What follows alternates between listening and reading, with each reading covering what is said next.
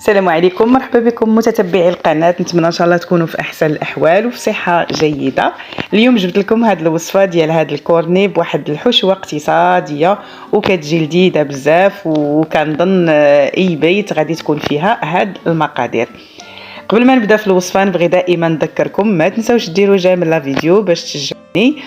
بطبيعه الحال الا عجبكم الفيديو او الا عجبتكم الوصفه والناس اللي اول مره غادي يشوفوا القناه كنقول لكم مرحبا بكم معايا في قناتي وقناتكم. اذا على بركه الله في هذه الوصفه غادي نحتاجوا تقريبا هنا. المهم هنا غادي نعطيكم انايا المقادير والكميه كتبقى على حسب عدد الافراد ديالكم. انا هنا استعملت تقريبا واحد نقولوا 350 غرام ديال البطاطا، جوج كبار وجوج صغار كما كتشوفوا.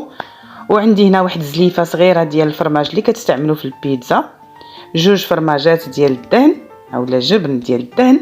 عندي واحد الباكيه ديال شرائح لادانت فيمي كيكونوا فيها تقريبا واحد 5 اولا 6 ديال الشرائح. وعندي باكيه ديال الخبز اللي كنستعملوه في التاكوس. بالنسبه للطريقه سهله، غادي ناخذوا البطاطا غادي نقطعوها قطع صغيره بزاف باش هكا دغيا طيب لنا في الفران ما تاخذش الوقت بزاف. غادي نتبلوها بشويه ديال البزار، شويه ديال الملحه، وواحد المعلقه صغيره ديال الثوم بودره. واهم عنصر هنا في العطريه هو العطريه ديال الشاورما. كنظن كلشي راه عارف العطريه ديال الشاورما كتكون من القرنفل من الهيل. المهم انا غادي نخليها لكم في صندوق الوصف اللي بغى يصايبها في الدار.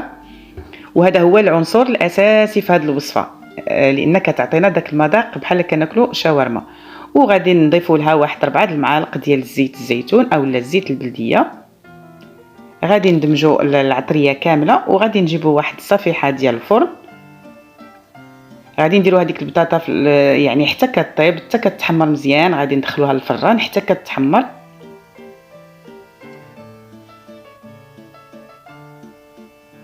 صافي. وغادي نقطعوا لادان من جهه، غادي نقطعوا لادان حتى هو غادي نقطعوه طريفات صغار. هنا اللي عنده المايونيز ممكن يدير المايونيز، انا ما كانش عندي المايونيز متواجده. درت هنايا دوك جوج فريميجات، درت لهم شويه ديال الحليب سخون اولا دافي وكتخلطوا حتى كيعطيكم واحد الخليط كريمي. صافي. غادي نضيفوه لهاد الخلطه غير باش ما تجيناش ناشفه، يعني هنا الا كانت المايونيز يكون احسن. صافي. والطريقه باش غادي نعمروا هاد الكورني غادي نقسموه على 3، يعني دوك الخبيزات غادي نقسموهم على 4 عفوا.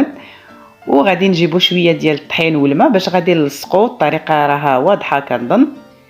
غادي ندخلوهم للفران غير يتحمروا شويه غير واحد 2 دقائق، يعني ممكن كاع غير على السخونيه ديال الفرن لان راه داك الخبز دغيا كيتحمر.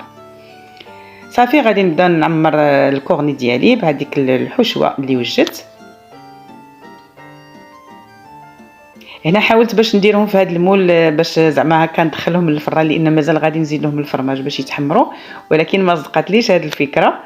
انا فضلت فكره اخرى، درتهم هنا في هذا الطبسيل مدور وكيدخل الفرن يعني كيتحمل الحراره غير هكا باش نزيد لهم شويه ديك اللمسه ديال الفرماج باش ديك في نفس الوقت ديك الحشوه كتشد.